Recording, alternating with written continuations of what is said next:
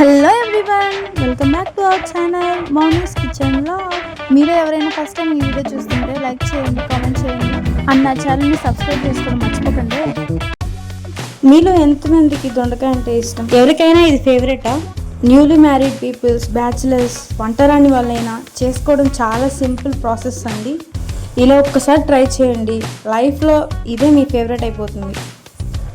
అందుకోసం ఉల్లిపాయలని దొండకాయలని ఇలా సన్నగా చాప్ చేసి పెట్టుకోండి. స్టవ్ ఆన్ చేసి స్టవ్ మీద కడాయి పెట్టి కడాయిలో ఆయిల్ పోసి ఆయిల్ హీట్ అయ్యాక తాలింపు గింజలను వేసి శనగపప్పు వేసి జీలకర్ర వేసి దినుసులన్నీ చిటపట అన్నాక కరివేపాకు వేసి సన్నగా తరిగిన ఉల్లిపాయలు వేసి బాగా ఫ్రై చేసుకోండి. కొంచెం ఫ్రై అయ్యాక 1 టేబుల్ స్పూన్ సాల్ట్, చిటికెడు పసుపు వేసుకొని కలుపుకోవాలి.